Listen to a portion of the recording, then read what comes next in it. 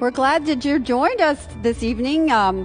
Welcome to Barrington Ridge Baptist Church. We've done this in the past. I think this is our third year. I'd like to introduce myself. My name is Rebecca Belt. I'm part of the praise team here at Barrington Ridge. And I am Brian Belt, and I serve in many different capacities here at the church. But my primary role is one of our deacons here at Barrington Ridge. well, once again, we are really thrilled that you joined us. But what I would like for you to do right now, if you're on your phone or on your computer, on your MacBook, I want you to share.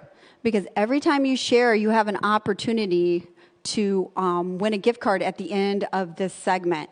One person's going to be chose from all the people that share and to win a gift card this evening. I think Nolan said it was worth $30. So share, share, share, share, share. And we're about to kick off our trivia. Are you ready for it? I'm ready. He looks ready. Well, we did this last year, and it was a pretty big hit. So I'm doing a revised version of what we did last year, and it's called Finish That Christmas Song. Now, the rules of this are pretty simple. We're going to state, not sing, a Christmas carol or a Christmas song that you should probably think is familiar. Maybe not. Sometimes I'm mean. And then what you need to do is finish the line, complete the line that you would hear for this. The first person to respond that we see on our live stream with the correct answer word for word, it's got to be word for word. Spelling counts. No Xmas for Christmas. I want correct spelling. You can tell I work in a school. Once you do that, we'll give you the point. At the end of the round, whoever has the most points Wins the game. And the gift card. Yes. We'll only have one winner per trivia segment, though. So there's 3 different segments, or 2 different segments, if I'm not mistaken. 3. And thank you. And so I think we're going to get started. I think I've explained all the rules. If not, you'll get it. It's not very complicated. Did you want to go first? Sure. Okay. All right, here we go. You ready, Northwest Indiana? First song, first line. City sidewalks, busy sidewalks, dressed in holiday style. There's something left to the song to complete that. I'm almost singing it. All right. Give us the next line. We're going to watch to see who gives us the correct answer. Brian's going to be watching on his phone. While we're doing that, we can talk a little bit about Barrington Ridge while we're waiting to see who gets the correct. No, I'm sorry. And I'm not looking for the name of the song. I'm actually looking for the next line. What are the words in the next line? Why don't you repeat it? City sidewalks, busy sidewalks, dressed in holiday style. Give us the next line. And it's got to be word for word, because I'm being really mean. Why not? We're starting off hard. I might get more lax as we go on. So Barrington Ridge. Barrington Ridge is in Hobart, Indiana, just in case you were far away watching this. The beauty of live stream is that it can reach the entire world. We're in Hobart, Indiana, which is on the southernmost tip of Lake Michigan. And we're actually at 97 Bracken Parkway in Hobart, across from St. Mary's Hospital by 51. Tell us some things that we have. I'm putting them on the spot. We do have in-person worship. Our service is open to the public. We have several protocols in place because of everything that's been going on that everybody's familiar with. But when you come into our church, we have social distancing. We provide masks. We provide sanitizing hand stations, all the safety precautions that everybody requires and is looking for when they come out into public. So join us. Join us Sunday morning at 11 a.m. for worship. All right, so far I know it is delayed, but right now it is still, I don't see an answer. So there's 13 of you watching. Again, do we want to shoot it out there? One more time, and then we'll move on. City sidewalks, busy sidewalks, dressed in holiday style. I can sing it for you if that helps you. I'm not sure you want to hear me sing. No. I'm just going to answer for everybody out there. No. Actually, it looks like we have a correct answer. There is. Alyssa Rose Lyons got the answer. And that is, in the air, there's a feeling of Christmas. Please do not Google. I'm just going to say that. Just, I'm putting it out there. That kind of goes against the spirit of this. So if you guys are Googling, don't do it. Please. The name of that song was Silver Bells. All right. And I don't even know what made that famous. I think it was a very old film, but I'm not positive. All right, we're going to go on to the next one. Mary, did you know that your baby boy would one day walk on water? What's the next line to that? Did you know that one? No, I wouldn't have got it. I know it just because we are doing this at our Christmas concert that's coming up on December 19th, Saturday, December 19th. We're not doing it in person. We were doing it on Facebook Live at 7 p.m. And if you tune in, just like you did this evening. You're supposed to read that? No. I'm fine. And I'm sorry, you got me sidetracked. All right. What was it? The Christmas concert. The Christmas concert is going to be live on live stream on Facebook at 7 p.m. on December 19th on Saturday. And we encourage you to watch. Our praise team has been practicing. We've actually did a collaboration with several different members from different churches. And it should prove to be pretty cool and interesting. And it's people other than our normal people that you see in the praise team. There's a lot of other peoples from different churches that will be there as well. Yeah. Let's see. We got some answers coming in, but it doesn't look like so far. Correct. Not yet. You guys are getting close. All right. If you're sharing, remember, if you share on Facebook, and at the end of the evening, you could be chosen for a $30 gift card just for sharing. Even if you don't even answer a question, if you don't know any of these answers, that's okay. If you share, you have an opportunity to be a part of a drawing for a gift card. Still waiting. I know, like I said. We'll give you that first line again. Mary, did you know that your baby boy would one day walk on water? I wonder if she knew. Oh, this is throwing me off watching ourselves on the video. So that's always fun to watch. Anything else that you can tell about Barrington Ridge Baptist Church? You're wearing the shirt. Putting you on the spot. We participate in all kinds of ministries, especially here around Christmas time and Thanksgiving time. We just assisted Portage High School in feeding 25 families this year at Thanksgiving. Our church did a wonderful job collecting turkeys and taking donations for families that were in need of Thanksgiving dinners. What else? We have partnered up with a ministry called Manna Worldwide quite a few years ago. I think this has been our fourth year of partnering with them. They are a group that focuses on feeding children around the world. And so they have dedicated themselves to building feeding centers worldwide. And so several years ago, we had an opportunity to partner up with them and join them in Guatemala. And since then, we've got to make several trips down there. Okay. Do we have an answer? Yeah, we actually, and it's... All right. Nanelle Hairston. Becky, you didn't get it because you actually spelled something wrong and you put have instead of save. And the actual answer was, Mary, did you know that your baby boy would save our sons and daughters? That's the next line I was looking for.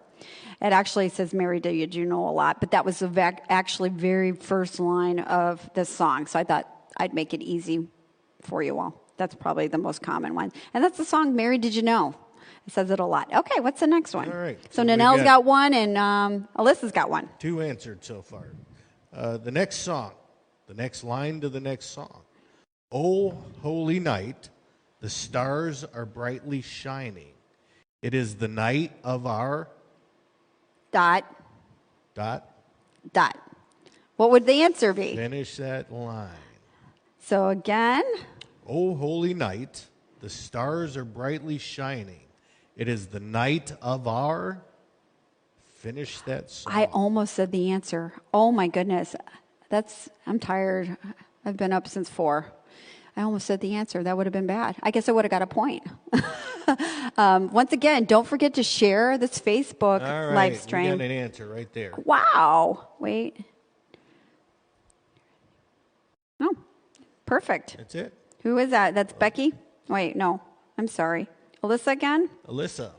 All right. Alyssa Rose Lyons, you've got 2 points. You have 2 points now. All right. We're moving on to our next one. Have yourself a merry little Christmas. ... What's next? What's the next line? And it would be at the beginning of the song. I'm not being mean and pulling from the middle like I did last year. I'm actually starting at the beginning of the song, which might be something you might actually recognize. So, okay, tell us about which mission trips you went on. You've been on a couple now. Yeah, we was talking about Manna Worldwide, and I'll watch. we've got some answers rolling in here. And as I said, we got to join them down in Guatemala.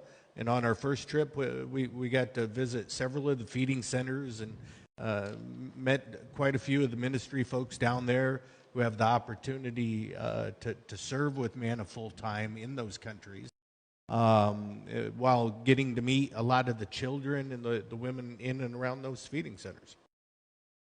All right, it looks like we have again an answer. Let your heart be bright. Oh, nope, I'm sorry. That's not right. That is not right. I'm sorry. We still need an answer. It's very close. But I was even very careful. I cut and pasted the answers to this. That way I wouldn't spell something wrong. So it's close, but no cigar. We've got Kurt is very close as well, but no cigar. We're looking for the correct. Yep. It's close, but we're not quite there. Mentioning mission trips as we're waiting. Okay, Kurt comes in for the win. No, I'm sorry. Nope. Nope. Both of the answers were one word off. One word off. I was going to talk about, we do, that's foreign missions, but we also do home missions, which means inside of the United States. And I was fortunate enough to get to go on a mission trip last year before COVID. We went to Kentucky and went with some dear saints and some great church members and worked. I can't remember the name of the church in Elizabethtown. Does anybody remember the name of the church? Shame on me. I'm actually Facebook friends with them, but I don't remember. But we helped them get their sanctuary kind of, what was it? The Grove. I'm sorry. Yeah, the Grove. And so we are a mission-minded church. We go ye therefore. And that's kind of not just here in the Northwest Indiana, not just in the United States, but also in the world, which we are called to do as Christians. And we're very proud of that. Looks like we've got some new people joining us. And if you're just joining us, currently we're playing a game where we read you a line to the song, and we ask that you finish the next line in that song. Okay, it looks like Let Your Heart Be Light by Alyssa Lyons is correct. All right, we finally, so I hope somebody's keeping track of these points, because if somebody doesn't step up, Alyssa's going to run away with that. Alyssa's got 3 points. Nanelle has got 1 point. And that's the only people on the board right now. All right, here we go. Once again, I'm reminding you to press the share button, even if you don't participate, if you're just kind of sitting back, listening, and having fun, and guessing to yourself. you have a chance, an opportunity by sharing to get a gift card at the end of the night. All right. So we're going on to the next one. I read that one, so it's your turn. All right. Here we go. Are you ready? All I want for Christmas is my 2 front teeth. ... What is the next line to that song? All I want for Christmas is my 2 front teeth. I have 2 front teeth. Do you have 2? Yeah. I think so. But when you were about 10 years old or 8, you didn't have them. And all you wanted, and whistle, which I can't do. All right. We got an answer. Do you? Yep. Then, wait, let's see here. Alyssa Lyons again. She must have high-speed internet because she is flying these in. She's got 4 on the board. Yeah, is that right? 4? Okay. So the correct answer was my 2 front teeth. And the song is All I Want for Christmas is My 2 Front Teeth. That was pretty easy. Okay. The next one is Come, They Told Me, Pa-rum-pum-pum-pum. What is the next line at the beginning of the song? And I can almost hear it in my head right now. So once again, it is Come, They Told Me, Pa-rum-pum-pum-pum, bum-bum-bum-bum-bum-bum. What is the words? I think everybody can hear this in their head right now. The answers are rapidly coming in now. Yes, I think Nanelle is in for the snuck in for the win on that one. You're correct, Nanelle. A newborn king to see.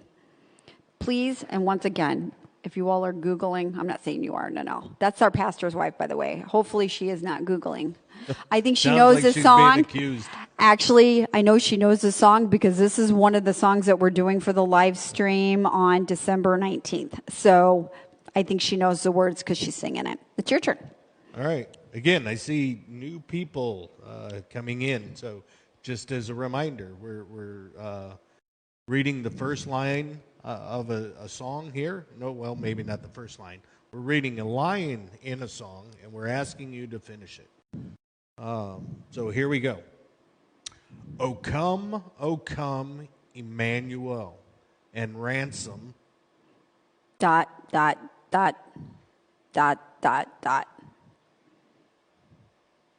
that many words, that many syllables. So why don't you read it again? All right. O come, Emmanuel, and ransom. Something. Let's Give see. us the next line. It's only a couple words, but they got a lot of syllables to them. So let's see if anybody... it seems like right now that the McCoy family is dominating on this. Right now we hear Alyssa and Becky and Nanelle. So somebody else come in. That is the correct answer. Yep. Nanelle got that one. Which is a 4-3 game here. Which is Captive Israel. So it's O come, Emmanuel, and ransom, Captive Israel. And that was O come. Okay. My song is We Wish You a Merry Christmas. We wish you a Merry Christmas. We wish you a Merry Christmas and a Happy New Year. ... Yeah, I wasn't going to just go, we wish you a Merry Christmas, and then you fill in the, we wish you a Merry Christmas. That was too obvious. So I'm going to make it harder. So again, it is, we wish you a Merry Christmas. We wish you a Merry Christmas. We wish you a Merry Christmas and a Happy New Year. ... What would that be? And it looks like Kurt... No, you got it wrong? Oh, no, you're so close. I think we got an autocorrect. That was... So, Nanelle, you're close, but no cigar. See, she spelled that wrong. Yep. Okay. We're super duper duper. So it'd be, we wish you a Merry Christmas. We wish you a Merry Christmas. We wish you a Merry Christmas and a Happy New Year. La la pa pa pa pa So we pa got- pa pa pa. 2 answers with 1 word off, and we got 1 answer where you didn't finish the You didn't line. finish the line. You got to finish the line. Oh, right there. Oh, Nanelle Hairston in for the win. So it's, we wish you a Merry Christmas. We wish you a Merry Christmas. We wish you a Kurt Merry had Christmas. Snuck in right behind her. Just missed it. And a Happy New Year. Good tidings to you and your Ken. And that's the song. We wish you We a got Merry a tied Christmas. game here. Is it really? Okay. 4-4. I'm not keeping track. So, okay. It's your turn. All right, here we go. This one should go fast. Okay. This one should go fast. You know Dasher and Dancer and Prancer and Vixen, Comet and Cupid and Donner and Blitzen. Finish that next line. I almost said it. That's. So do it again. You know Dasher and Dancer and Prancer and Vixen, Comet and Cupid and Donner and Blitzen. Bum, Finish that line. bum, bop, bop, bop. Yeah, and then just the next line. It's very, did you know the trivia of where these names came from, Right there. Brian? Right there. Amanda, it looks like you came in. Oh, look at you. But do you call the most famous reindeer of all? So, All right. perfect. We got a new Amanda, player on the board with a point. give you a cheer. Good job. Okay, the next one is a classic Christmas carol. Away in a manger, no crib for a bed. The little Lord Jesus did something, something, something, something, something. Another one should go fast here. This is going to go fast. You better watch it. Okay, here we go. Away in a manger, no crib for a bed. The little Lord Jesus did something, something, something, something, something. Oh, it feels like, Right there. is it Kurt? It is. Yeah. Kurt Crum in for the win. And that would be laid down his sweet head. So that would be the answer. Anybody have totals? I can't see. I'm People sorry. are getting competitive now. Answers are rolling in really fast. Okay. Well, it looks like we're on our last one, Brian. Look at how fast this We went. still got a tie. We still got a 4 So we gotta tie with do- a couple other people on the board here. One more. Don't forget to share. Okay, go. Okay. Here we go. This one's short and sweet. Should be quick. O come, all ye faithful. Finish that line. O come, all ye faithful. While we're waiting for that one to zing in, if you share at the end of the night, you have an opportunity to win a gift card. So just by sharing. And how is our numbers going down? If you guys are sharing, how is our numbers going down? I don't know. Maybe we're just not engaging enough. I think we're delightful. I'm sorry. I think we're adorable. Doesn't he look so happy? He's very serious. Here He's we very go. intent. I'm the jovial one, and so he's the methodical one. All right. All right. Who won it? Right there. Oh, I recognize this name. Lynette Belt in for the win on this one. Joyful and triumphant. So, oh, come, all you faithful. Joyful and triumphant. Good job, Lynette Belt. But unfortunately, we're going to have to do one more. Sorry, Nolan. Next one. I'm dreaming of a white Christmas. What's next? We're getting the hurry up. So, but we got to break this tie. We got to break it because right now we got a 3-way tie, right? You said? No, 2. 2-way tie. 2-way tie and 3 other points on the board. Yeah, if not, we'll have to figure something else out. We'll let them do a cage match or something. Sister versus sister. No. I'm Aunt dreaming versus- of a white Christmas. Uh-oh. Oh, just like the one I used to know. Okay, well, Kurt came in for the win on that, but I don't know how many points he has. How many points does he have? I don't know. I think Somebody's he's got supposed to be 2. keeping track. You got 2?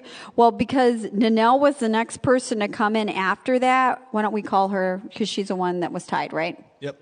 We're going to call her, since she came in second runner-up, we're going to call her the winner because we're going to wrap up this segment. But you need to stick around because after these commercial breaks, we are going to return, and I think it's a cooking segment. So that should be exciting. So goodbye from Rebecca Belt. Goodbye from Brian at Barrington Ridge Live.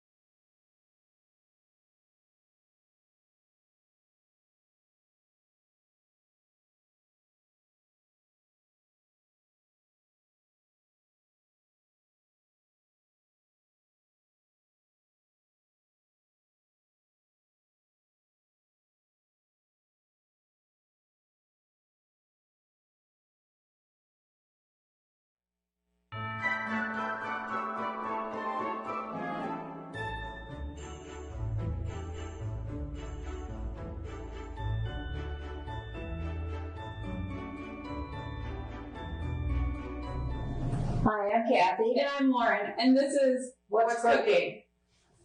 Today we're going to talk a little bit about ourselves and what we like about cooking, maybe some of the dislikes. I am a home cook. I went to school. I have a culinary degree, but I've never actually worked in restaurants. I did it pretty late in life.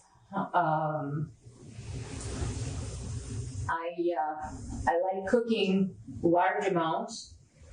I think my dream would be another soup kitchen to be involved in. I've been involved in a couple of them now, and it's really where I feel at home. How about you, Lauren? Well, I'm a little different. I've never gone to culinary school at all. I grew up baking, actually cooking pancakes with my dad when I was little, and baking cookies around Christmas time. I'm a family of one, so it's just me usually. So I cook out of a cookbook. I try to do really healthy except for around Christmas and Thanksgiving. So usually I'm a no carbs, no dairy, and no refined sugars kind of person. But the holidays are very different. Oh, yeah. You can't find anything with no carbs, no dairy. Carbs is the best part. Yeah. Who doesn't like carbs? Yeah. Yeah. One of my favorite chocolate chip cookie recipes for Christmas is one that I use a vanilla pudding, instant vanilla pudding in. And it has a pound of butter, a cup of brown sugar, half a cup of regular sugar, and a lot of flour. It's a big recipe.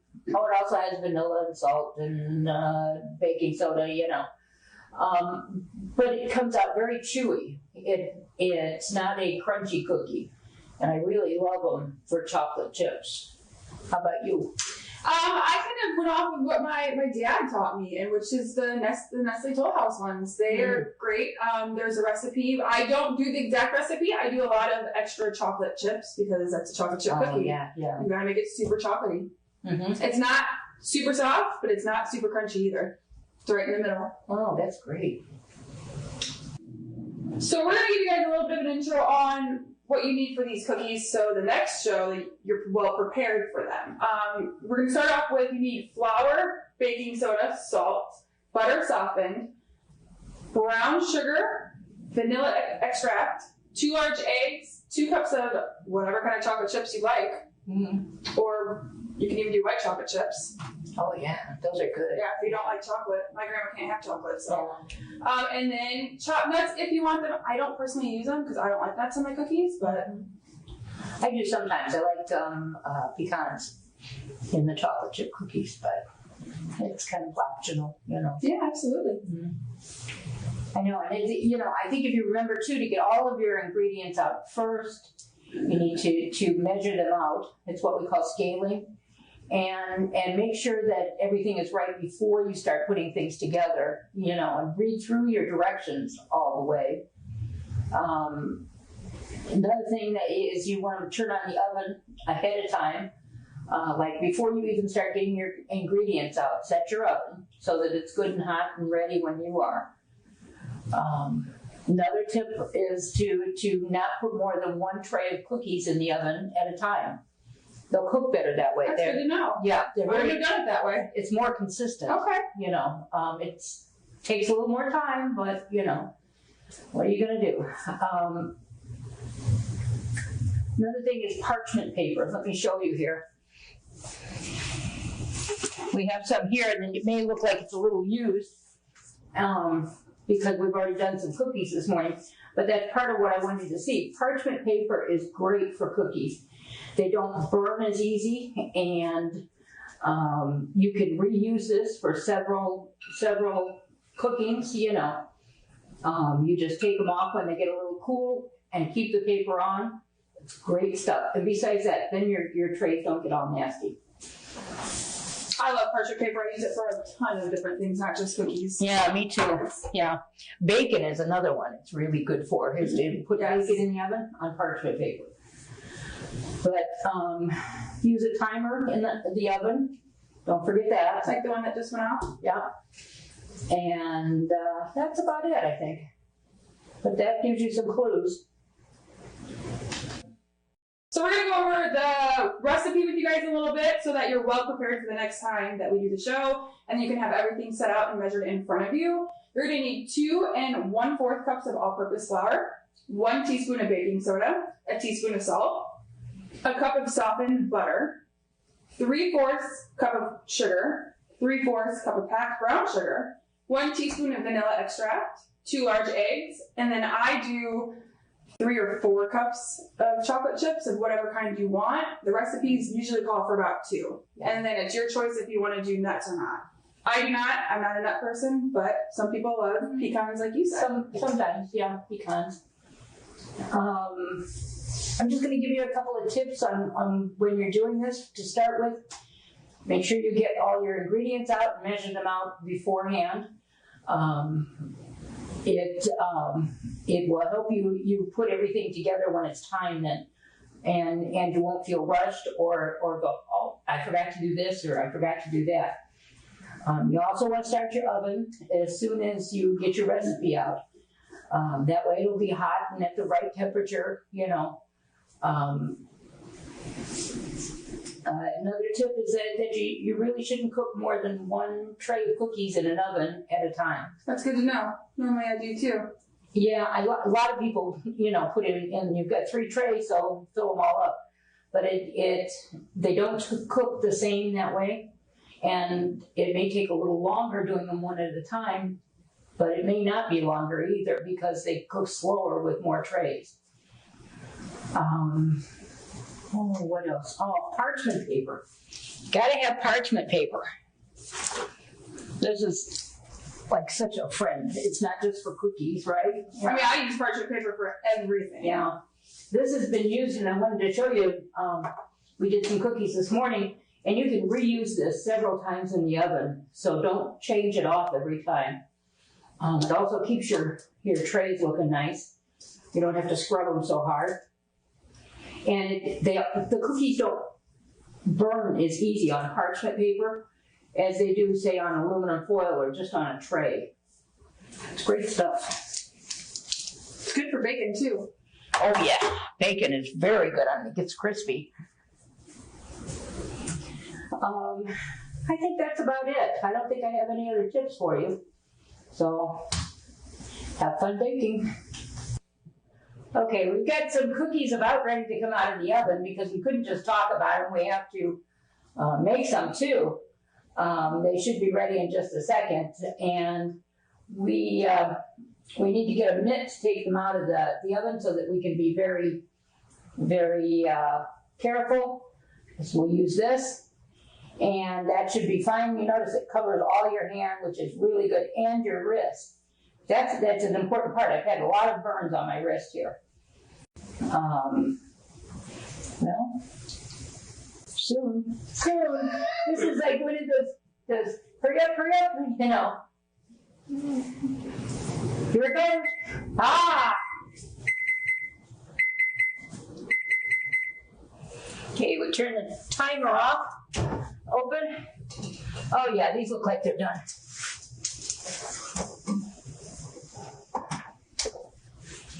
Woohoo! Check it out. They smell good too. We have to let them set for a little bit before we try to get them onto a cooling rack. Mainly because they'll fall apart if we try now. So you wait just a minute. What do you think, Lauren? I usually wait about 3 to 5 minutes because my cookies usually sink in. Yeah. And then when you scoop them up, they're pretty thin, but you can see all the chocolate chips in them. Well, I noticed with these too, we didn't take your advice and do extra chocolate chips. We did not. Because this is not looking like enough chocolate chips. It's not enough at all. Nah. Wouldn't go over in my house. Now we can take the cookies off. Make sure you're using a flat spatula. Scoop it up perfect. Just like that. Soon after this, we're going to talk about plating cookies for all of you guys that don't know how to plate cookies correctly or perfectly and pretty. We do have Instagram-worthy shots for it.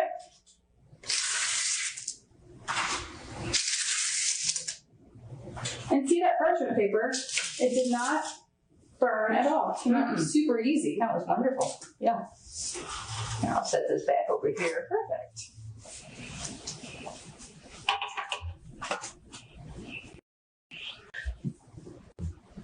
And here.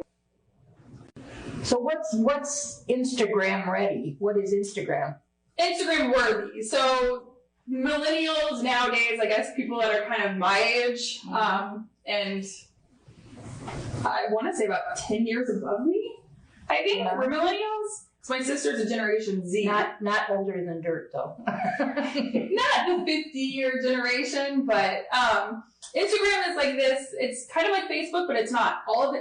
You go to someone's page and it's nothing but pictures. You just scroll through pictures.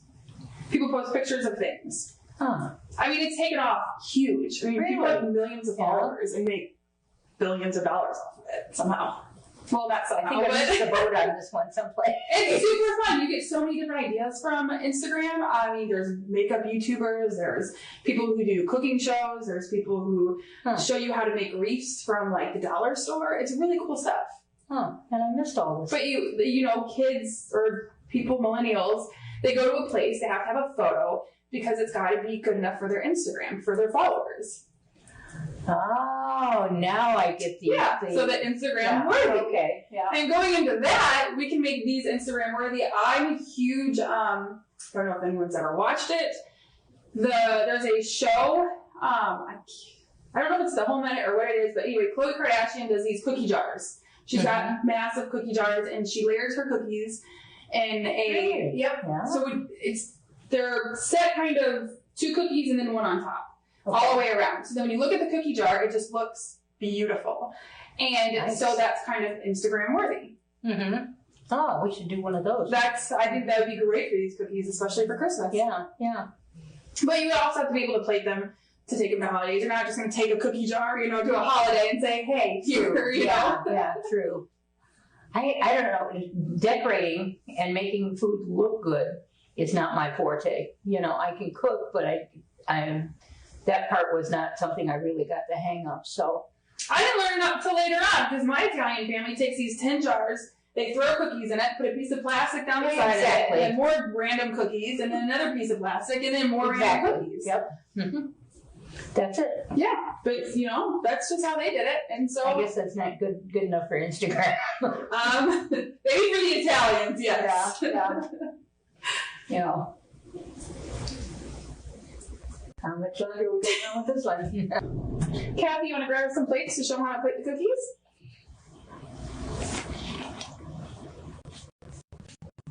Okay, we've got a couple here. So right now we're just going to do small plates until next time. I'll show you how to plate them largely. So these could be for like Santa Claus if you really want to. Oh yeah, the kids always do that. Put some milk out. Yeah, a big glass of milk.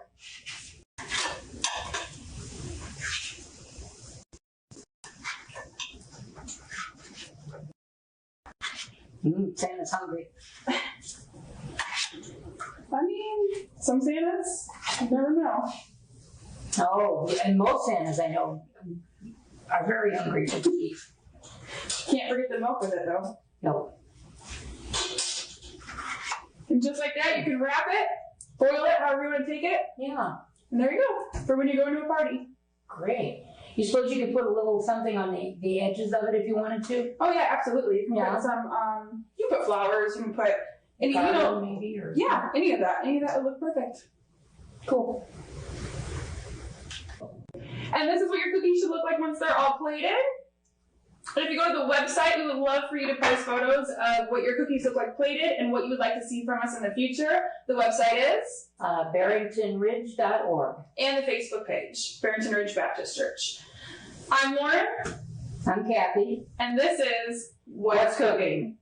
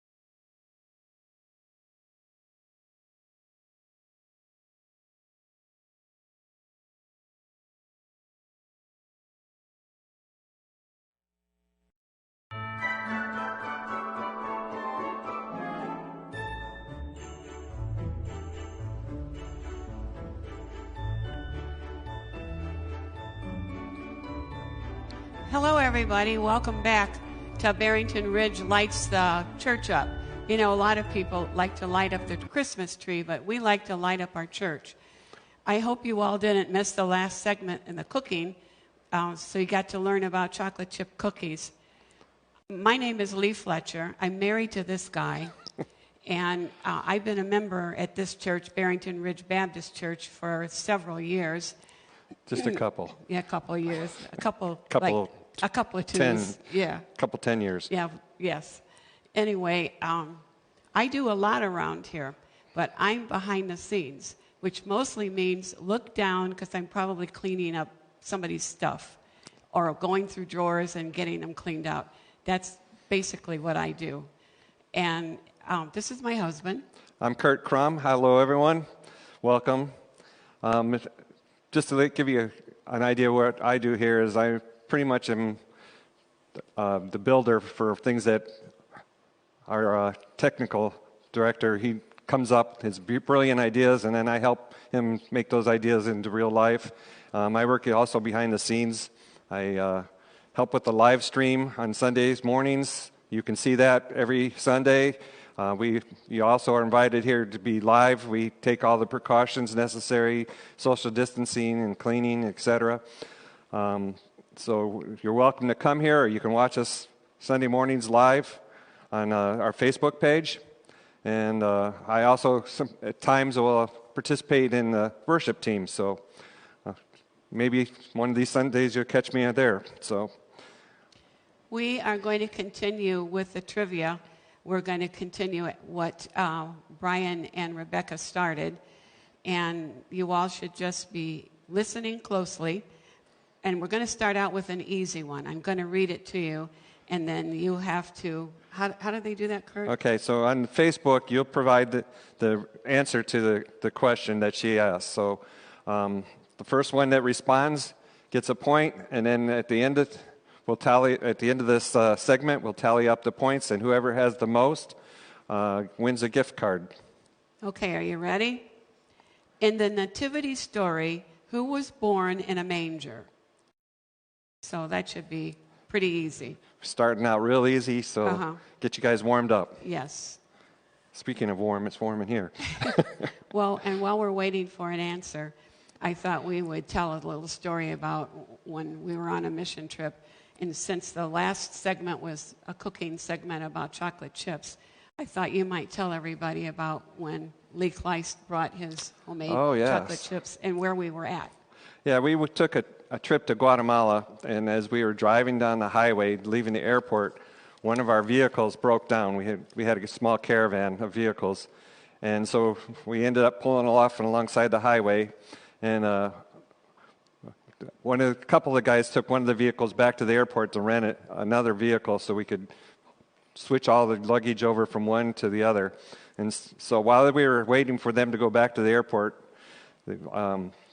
we found out that the police came and wanted to know if we were all right and stuff, and so we explained our story. And so while we were talking to them, we ended up giving them chocolate chip cookies, homemade chocolate chip cookies, and some cold water because it was really hot. And the next thing we know, when our vehicle got back, we started going down the road. We had a police escort for 20-some miles or something like that. They kept on switching off at different checkpoints. The next police would pick us up for about a mile, and then they would drop off in another one. So they had us escort for quite a while. All because of chocolate chip cookies homemade by Lee Kleist. Do we have anybody answering yet? Yeah, we have quite a few answers. So the first one was Melody McCoy Lyons. She got Jesus, and that's correct. Yes. So how many people answered that question? We had 3 answers, or actually 2, because Melody repeated it. Okay. The next question. All right, so the next question is, what is printed on the side of the box that was sent to Ralphie's dad in A Christmas Story?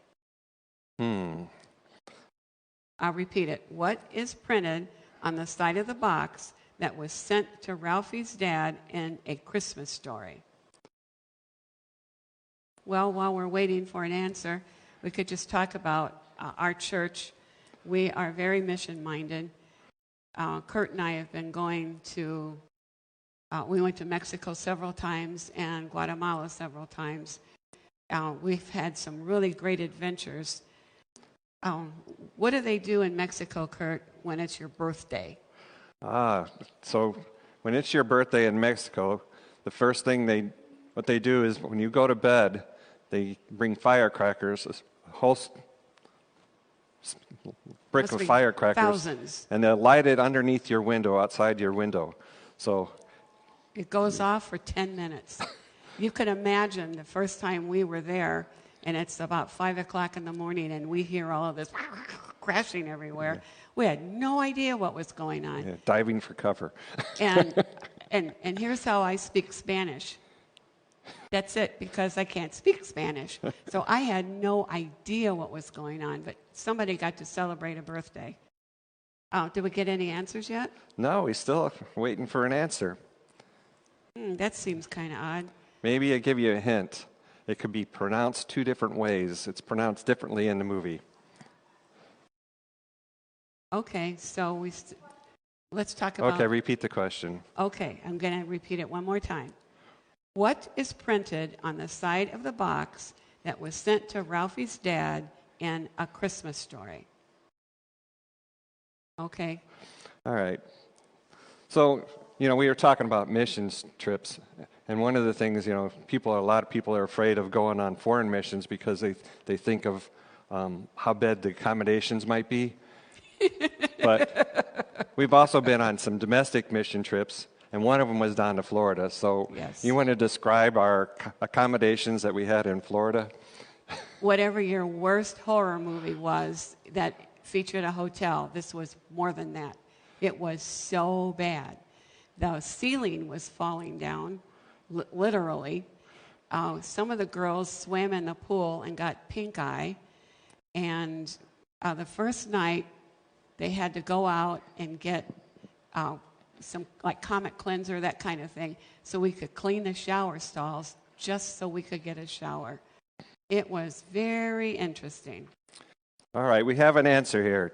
David Nightcamp came in with it. The answer was fragile, or fragile. Yes. Is what Rafi's dad called it, fragile. Thanks, David. You've got the answer.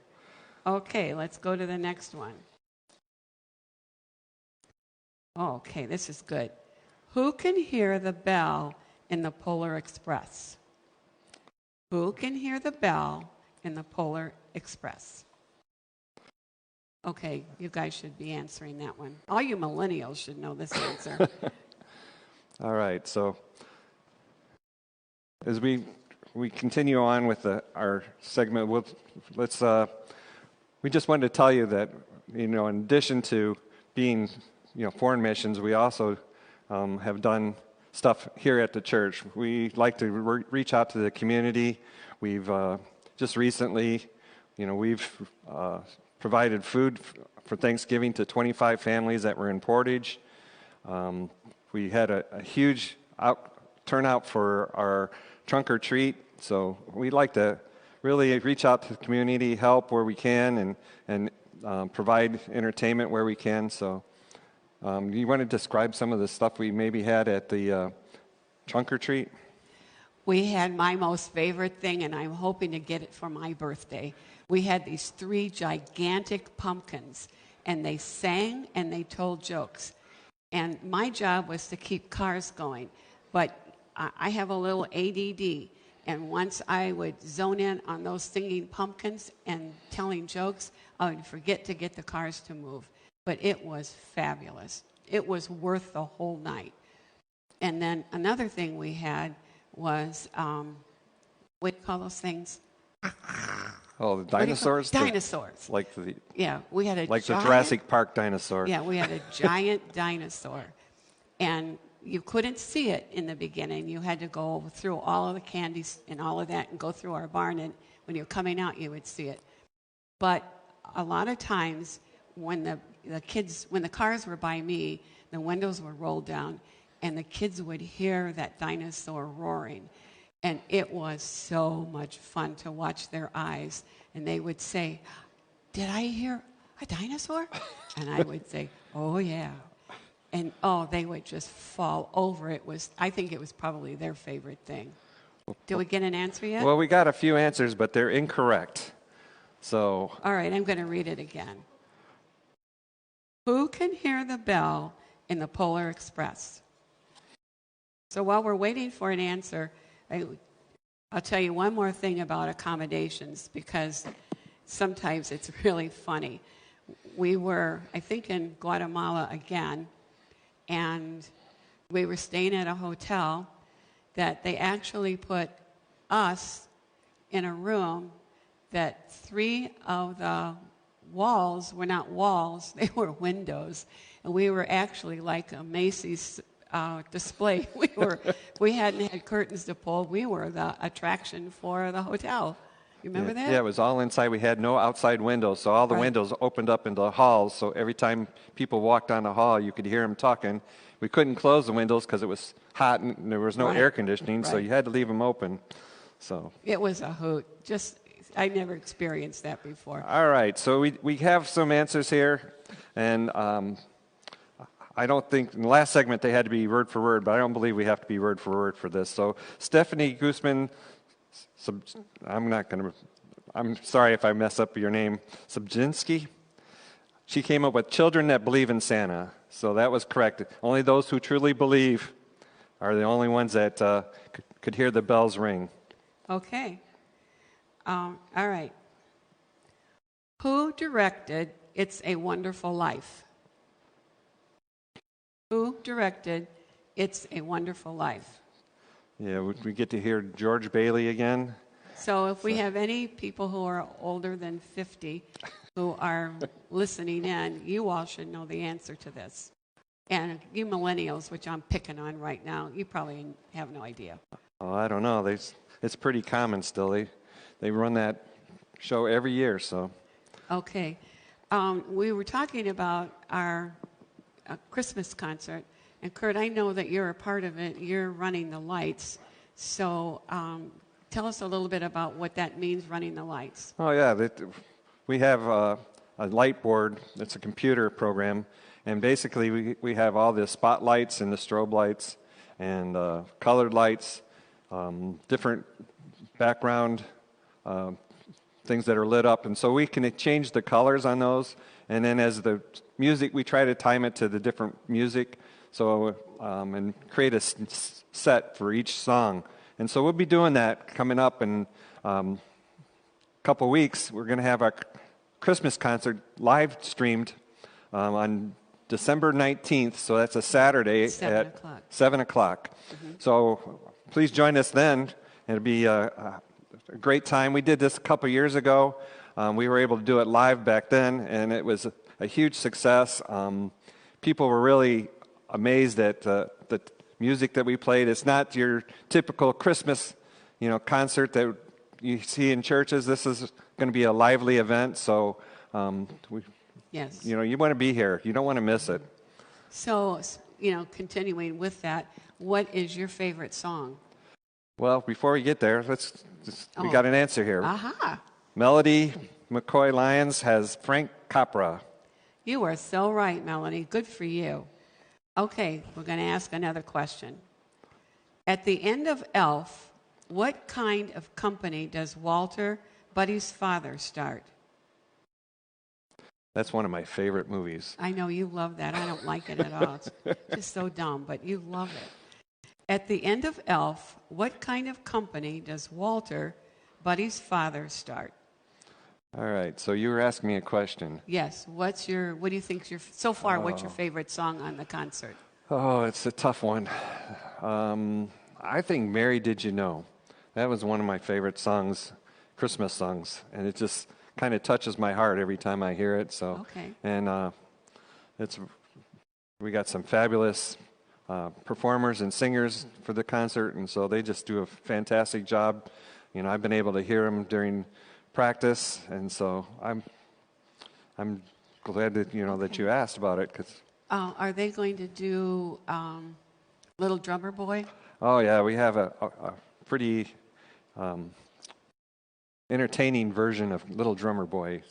It's a little exciting. We got quite a bit involved. Lots of drums in there, so I think everyone will enjoy that one. Great, because I'm an old rock and roller, and I think that if you don't feel the drums right in here, there's not enough of them. So Okay. I'm kind of looking forward to that. We have an answer, and the first one that came up with it was David Nightcamp, Book Publishing. So it was a publishing company. Hey, David, go for it. That's great. All right, got another question. What TV station runs A Christmas Story for 24 hours straight at Christmas time? At least they've done it in the past. So, should I read it again? What TV station runs A Christmas Story for 24 hours straight at Christmas time? Well, we got a quick answer, but unfortunately, Julie, that's the wrong answer. Okay, somebody else. Somebody else is going to answer it. So anyway, as I was saying, I just love drums, percussion. So I know when we had the concert a couple of years ago, they did it, and I was just thrilled with it. Do you know how many percussionists they're going to have this year? I don't have an exact number, but we've upped the number from a couple of years ago. So, yeah, I think we're approaching 10 or 12 drummers. So it's be interesting. But there's a lot of songs that we got some pretty good percussion. All right, we have another answer, and it's wrong also. TBS is not the correct answer. Keep trying. I'm going to read it again. What TV station runs A Christmas Story for 24 hours straight at Christmas time? So while we're waiting for the answer, why don't we talk about earthquakes and volcanoes? Because we know all about them. Why don't you tell that story? Tell the story of the earthquake first. All right. So, again, we're in Guatemala this time on a mission trip, and we were in our room, and we woke up and got ready for the morning, and we walked down to breakfast. And when we walked into the restaurant at the restaurant at the hotel, to eat breakfast, everybody was talking about the earthquake last night. And Lee and I just turned around and looked at each other like, I don't remember an earthquake. And so they were talking all about it, and they said, yeah, it was really strong earthquake. So we went back into our room, and when we got in the room, we saw the picture that was on the wall was hanging in about this much, like this. Yeah. So I guess that we slept right through the earthquakes. Yes, we did. We had no idea. And then there was a volcano that erupted, and it sent ash everywhere, which that's what they do. But one of the most interesting things about it, because I'd never seen one before, was we were in the mountains, and everything was so lush and green, but there was a ribbon of red that was just running right down the mountainside, meandering, and that was actually lava. And it was red because it was so hot. But it was beautiful for us. And it was right along the highway. As we were driving along the highway, you could see it just to the side of us. Unfortunately, I was the driver, so I didn't get to look too often. But I also got a chance to actually walk up on a volcano, a live volcano. Where was that at? So that was also in Guatemala, but it was a different mountain, but it was in that same area. And so me and the group that I was with, the guys, we had to hike up this mountain, and they set a pretty tough pace. And I was going to be a macho guy and try to make it up there. And about halfway through, they had brought horses along to ride if we wanted to, and I had to hop on a horse because it was so bad. But when we got up there, we actually got to go within about 10 feet of flowing lava. And it was really neat because you could hear it tinkling as the lava flowed. You could hear the parts that had gotten solid kind of rolling, and they would tinkle against each other. It sounded like glass almost. Wow. It was pretty exciting. And Was it really hot? yeah, it was. We were able to toast marshmallows on it. Oh, So man. we had a little hole that we stuck some marshmallows in, and you could actually toast the marshmallows. So did we get an answer yet? TNT, we got an answer. Okay. Melody Lyons.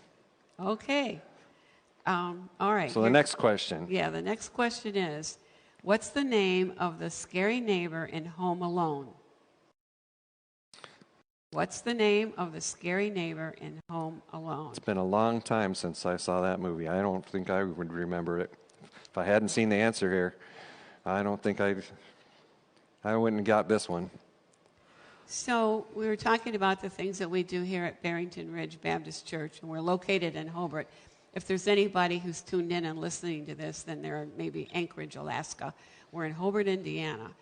Anyway, every year we have Bible school in July, usually July, and our entire church is transformed into whatever the theme is. Now, we didn't have it this past year because this COVID-19 has changed things for everybody, but, we'll get back. We'll have it again. And we've had the most interesting themes. One time we had Under the Sea, and so we have a huge barn out there somewhere, and we covered it with this biggest tarp I've ever seen in my life, and we painted a yellow submarine on it. Do you remember that? Yes, I do. So we had the biggest yellow submarine around. Yes, you could see it from the air, I'm pretty sure. And we've done some other ones, too. Do you remember what the last theme was that we did? I don't off the top of my head. I just remember something with a jungle, it seems like. Okay. I Yes. don't remember. So we do got an answer. Old Man Marley is the answer, and that was by Stephanie Subczynski. Okay. Again, sorry, Stephanie, if I'm just tearing your name apart. So, all right. What's Okay, the next now question? we have another one, and I'm reading this question, and in my opinion, it's going to be hard. But Let's you see, know. I thought it was an easy one, so. Okay, there you go. There you go. Okay, who was Ebenezer Scrooge's first employer's name? What was Ebenezer Scrooge's first employer's name? All right, Okay. so. All right, maybe you should read it because I kind of stuttered over it. All right, so anyway, you had it right. Who was Ebenezer Scrooge's first employer's, or what was Ebenezer Scrooge's first employer's name? Bob Marley is not the correct answer. So that was his partner. Good though. That was his partner, but it was not his first employer. So we were talking about VBS, and so one of the things that really pulls our church together every year is VBS. I think everybody in our church just loves it. Yes. We're kind of a small church, and I think we get over 50% participation every year. So it's And kids everywhere. and we Yes. have a lot of kids showing up. So it's kind of an exciting time. So hopefully we'll be able to do it next summer. Yes, I certainly hope so. This COVID is changing things a little bit. Do we have an answer yet? We have an answer, but it's not correct. It would first answer. Oh, we got an answer now. It is Fezziwig, and that's by Melody Lyons. She got the correct answer. Man, that girl she's got a lot of them, right? She's Yes, she answered did. more? So I'm Okay. not sure who's ahead, but we have somebody tracking for us, so they'll have to tell us. Okay. Here All we right, go. next The question. next question. What language was the little adopted girl speaking who was so happy to speak with Santa in the 1947 Christmas classic, A Miracle on 34th Street? I think you're going to have to repeat that one because it's Okay. pretty long. All right. What language was the little adopted girl speaking who was so happy to speak with Santa in the 1947 Christmas classic, A Miracle on 34th Street? Yeah, she was afraid that Santa wouldn't understand her. So, Okay. Boy, that's an old movie, 1947. I wasn't even born then. Man, but I like that movie too. yeah. So, But it probably wasn't in color because I think I was born before color. Okay, so you don't have any oh yeah, we answers. do have an answer. Do we? David Nightcamp. It's Dutch, Oh, David, no wonder you've got that one. You love that, don't you? but he put a question mark next to it, so I don't know. Maybe he shouldn't get credit for it. No, we'll give you credit. Okay. Next question. Yeah. What does the Grinch take the last one of in The Grinch Who Stole Christmas? What does the Grinch take the last one of in The Grinch Who Stole Christmas? These are the old cartoons. Is Yeah. it? Well, I guess it's not as old as Rudolph Yeah. with the animation. I'm not a big Grinch fan, so I'm not sure if I've ever seen it, but I bet a lot of people out there have. Yeah. So did you see it? You know? I did, but I'll give you I did the not answer. know I did not know the answer. So There it is, right there. so So we don't have anyone. We don't have We- anyone we- giving us the answer yet. Oh, we what are all got those things doing we, that? we got the answer. The feast is wrong. Present is wrong. How many people are listening in now? We have 17 people listening in. So You should talk about sharing. Share. What is it called? share. Like get people on Facebook. Oh, yeah. You know, because Okay. I'm the tech guru Yeah, we- around here, right? Yeah. You need to share. We're going to give a certificate or a gift certificate out for the person that shares. It's randomly going to be drawn. So you need to share with other people of what's going on here at Barrington Ridge Live, and get a chance to win that gift certificate. You don't need to answer any of these questions to get that, but you just by sharing with other people and letting them know that this is going on, you have a chance to win. Thank you. Okay. So let's see. We got the last crumb. That's not right. That's me. Right. No, the feast, pudding, the roast beast, Christmas tree, log for fire. Nope, none of those. Okay, you guys, I'm going to give you that question one more time. What does the Grinch take the last one of in Grinch Who Stole Christmas? All right, we have a right answer. Melody Lyons. Again? Melody. She's really going down now. The answer is Who Hash. That's exactly right. So Okay, here's another one. What original short story spun the long beloved classic, The Christmas Story? oh, this is a tough one. I don't even remember the author's name. I don't either, but I say this answer all the time. Yeah. Well, I used to. maybe. Yeah, it's a book. Christmas Story is based on a book. And so what's the name of that book? Okay, what original short story spun the long beloved classic, The Christmas Story? So I guess it's not a book, it's a Right, short it's a story. story. It's a short story. All right, so this is a tough one. Once we tell you the answer, though, you'll say, "Oh yeah, I knew that one," because we've all heard the expression. Okay, so we're not getting any answers yet. Nope, right? not yet. Okay, well, let's talk about some other stuff that we do here. I know you touched on the fact that we're a pretty small church, but we're a mighty church because, man, has God blessed us. Oh yes, he has. We're still open. We still have people coming, and we're still given some opportunities to reach out to the community, which is what we're all about anyway. We're all about trying to help other people and just being the hands and feet of Jesus. So we've really been able to do that continuously. Yeah, we've been talking about foreign missions, but we also do local missions too. I mean, we've helped churches around us with different things. We're pretty savvy at technology because we have Nolan with us, and so because of that, we've been able to reach out to other churches and help them set up some of their technology. We've done stepped up to help other churches get some revitalizing. So, we do local things here, and we really enjoy reaching out to other churches and helping. We've even gone down to Kentucky to help them redo their stage and set up projectors, and so we like to do that and get around. So we're planning on something coming up this next year. So we'll have to stay tuned and find out what's going to happen later on. Do we have an answer yet? No, we don't.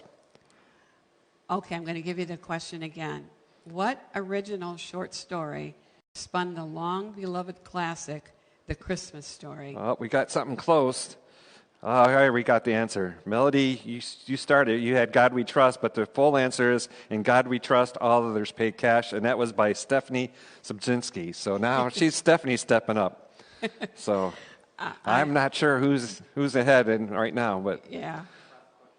okay. Last question. Okay. Here's the last question.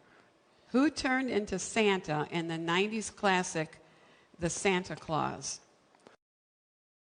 Man, these Who are some good movies. turned into Santa in the 90s classic, The Santa Claus? And I would not have got this answer. I would have said somebody else.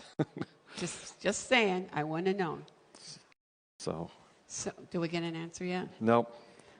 We were talking about, we've been in Kentucky a couple of times.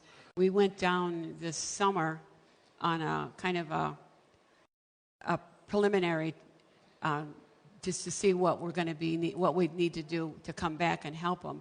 But while we were down there, we got to go to the church that we had been at the year before, the Grove, and renew our acquaintances down there. And it's like we were friends forever. It was just really a fun thing to do. They welcomed us, and we had dinner with them, and so it was a great time. You know, we got to visit for quite a bit. We do have an answer. The answer is Scott Calvin, and that's by Dave Nightcamp. Oh, this is going to be a tough one. I think we may have a three-way tie. Okay. So I think what's our totals? All right. Okay, So we're going to let you know right away. Da-da-da-da-da. all right. The winner is Melody McCoy. Hey, Melody, good for you. I think that we are done. Nope. So, Okay.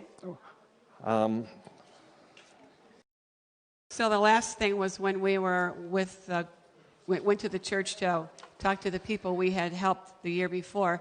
We went out for supper, and we thought we were going to be so shrewd because, you know, look at the two of us. Don't we look like we're shrewd? And we were going to buy dinner, and when, you know, they did. Yes. Before we even could get ordered, they'd already paid for it. So they're pretty slick. All right. So we want to thank you all for tuning in here to Barrington Ridge Live. I'm Kurt. And I'm Lee. And we hope to see you on Sunday. Yes. Merry Christmas. Merry God bless Christmas. you.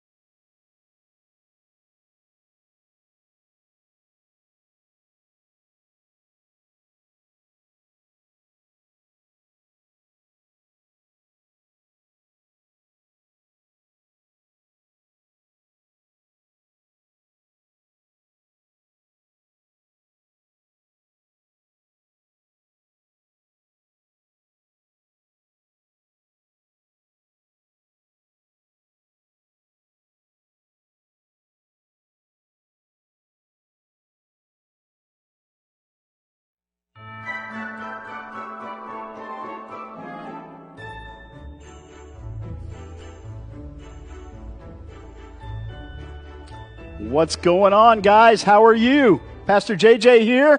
We are on our, what do we call this night, Brian? Light up the tree or Light up the church. Light up the church. And we are lighting up the church tonight. We're not lighting it on fire, are we? No. Yeah, that's good. You guys have already met Brian earlier on another segment, but man, we're excited that you're here. We're excited you're tuning in and part of what we're doing. And we just wanted to take a few minutes and just talk about some of the ministry efforts and really some ministry moments that we've had here at our church. And we're excited to be part of the Hobart community and in Northwest Indiana and able to reach out to people right here in our city and in our area, our state. And as you've heard many talk about already, even around the country and around the world. So, Brian, what would you classify as a big ministry opportunity maybe that we've had that we could share with people and let them know how, maybe even how they can get involved in ministry here as a part of our church?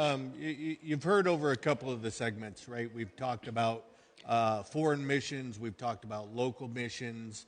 And you heard Lee say, talk about our community. And as long as I've been here at the church, we have really been focused about our community. Yeah. From doing youth events out in our community, from doing prayer walks out in our community, just going out, getting to know the people in our neighborhoods and seeing how we can pray for them and help them and just share Christ with them.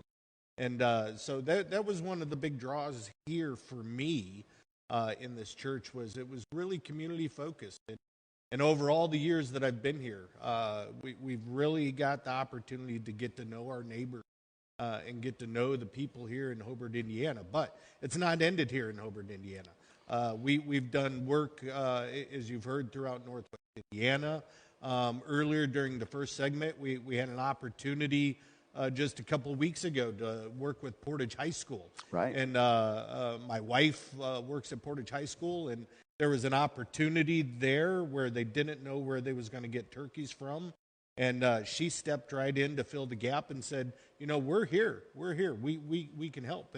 And they had asked, well, in what ways could you help? And we stepped up and said, well, we could donate all the turkeys. But by the time it was all done with, we took donations in from people within our church, from people outside of our church, and was able to buy groceries on top of supplying the 25 turkeys. Right. And, you know, it was just an awesome way to be a light in our community and help those in need around us. That's just an example of one thing that our church has done for our community that man, I'm excited about. I think originally, I think Portage High School was talking about maybe, hey, we would donate 5 turkeys or something, right?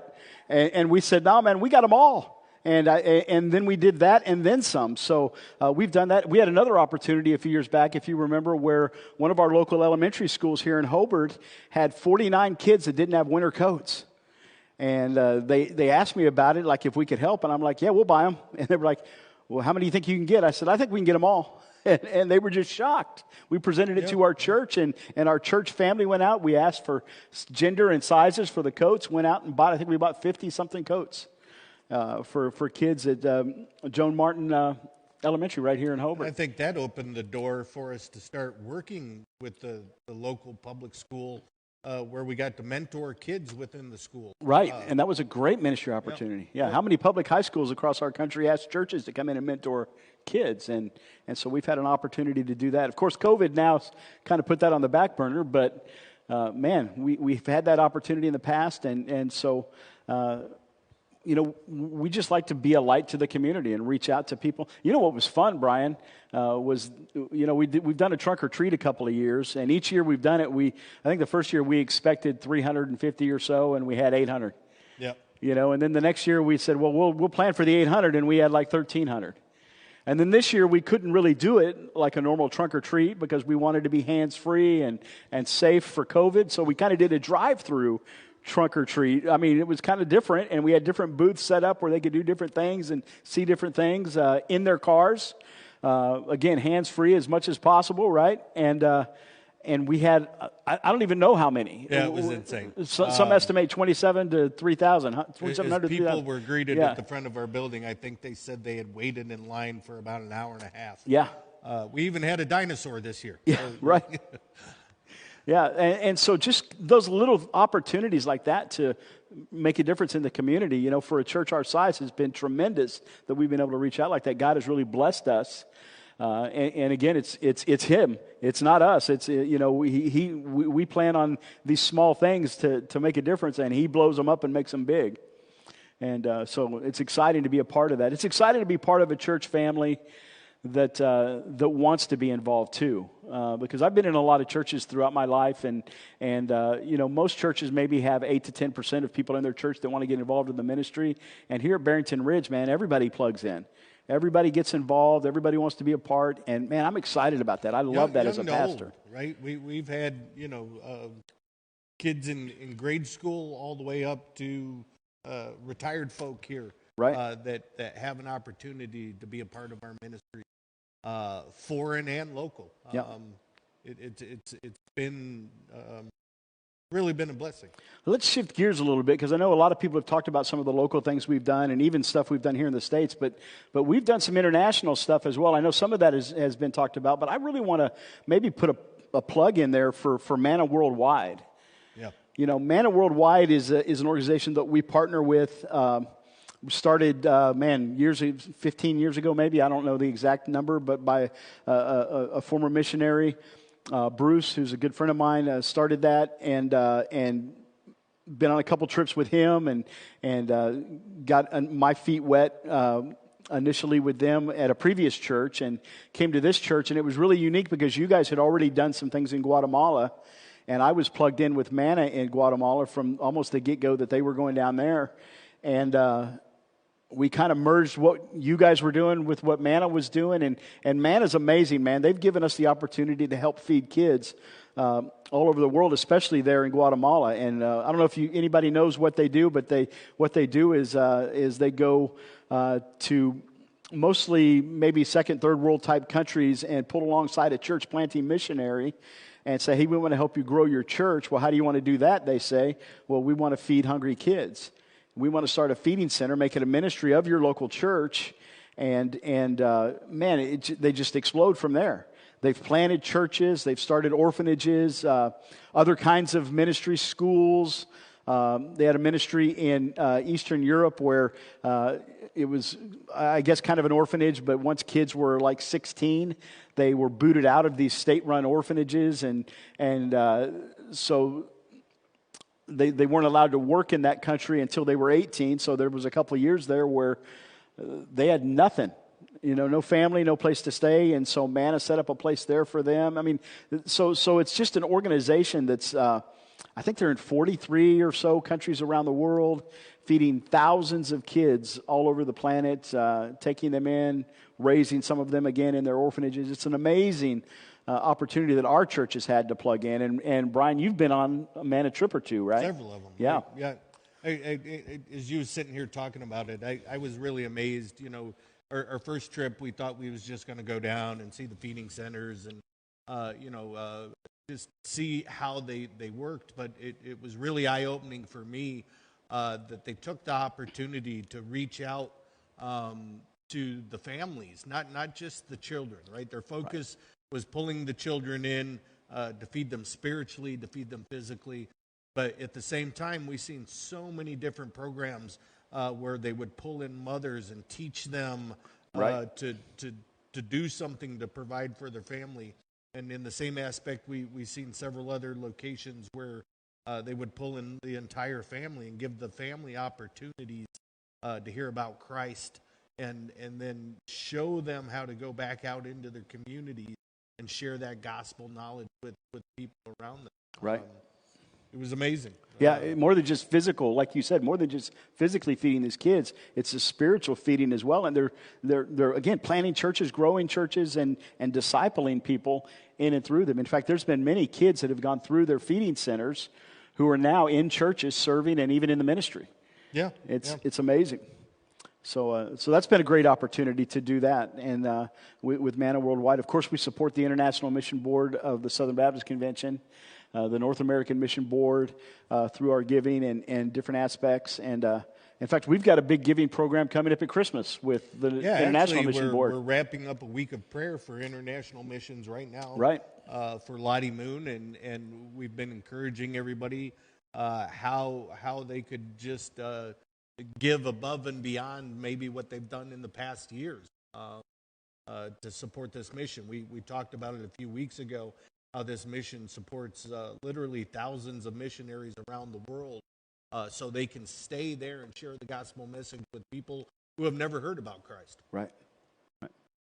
Yeah, with COVID this past year, it's been kind of a crazy time to try to do missions, hasn't it? Yeah, definitely. Even our local community stuff, like I said about like our trunk or treat, we had to create a different way to do it, and I think the upside of the whole quarantine and COVID-19 aspect is maybe it's opened our eyes up as churches and as people that want to minister and do ministry to the fact that, hey, we can't always do things the same old way we've always done them. We've got to change, and we've got to move with the times and the culture and what's going on in our culture. And so that's been a big eye-opener as to, what can we do to minister to people in maybe a different way than we ever have before. And what I think is cool about that is, even if COVID was gone tomorrow, we've come up with new ways to do things that maybe will stick. And maybe we'll again progress from there and grow, and we can do some ministry opportunities. Right now, right? The live streaming. A couple years ago, you've heard several people reference Nolan. He hasn't been up here yet tonight, but one of our first live streams, we were literally live streaming from a cell phone. Right. And over a couple different events where we was live streaming, we had people walking in from the neighborhood who said, "Hey, we just seen you live streaming and seen something was going on at your church tonight," and we came on down and little did we realize what we were doing was the actual ministry. Right. And so we started praying over it, and it's been amazing what God has done because the technology we have now, you heard Kurt during the last session reference, we've become very savvy with our technology, and we've been able to reach out to other churches within our association and teach them what we've learned over the last. Yeah, and that's a ministry opportunity we had too when COVID did set in and churches couldn't meet. We were able to go help some of those other churches learn how and figure out how to do their live streaming events and their services, and so that was a big, to me, a big ministry opportunity. It's funny, I had pastors say to me, "Well, we've never thought about doing that before because we thought it would give people an excuse not to go to church." And I look at them and laugh and say, "No, man, we've been doing this for several years, and because we've been doing it, people have been coming to church." Exactly. Just new ways to minister. It's been awesome. Hey, we're about to wrap up here real quick, but just want to thank you guys for tuning in and invite you guys to be a part of what God is doing here with us. We meet every Sunday morning right now, still in person at 11 a.m., or you can watch right here on Facebook Live also at 11 a.m. We live stream our services. We've got some events coming up in the future. We've got a big Christmas concert coming up. I'm sure Nolan will be talking about that later. And again, another ministry opportunity for us. It's going to be a live stream concert, so we want you to tune in for that. We're going to have a Christmas Eve service that you can tune into, just a short little thing, and we might even do an encore presentation of that Christmas concert then as well. But hey, we love you guys. We love our community. We love our church family. We love all you guys, Facebook family and friends, and just excited you're tuning in. God bless. Merry Christmas. Yep, Merry Christmas. Thank you.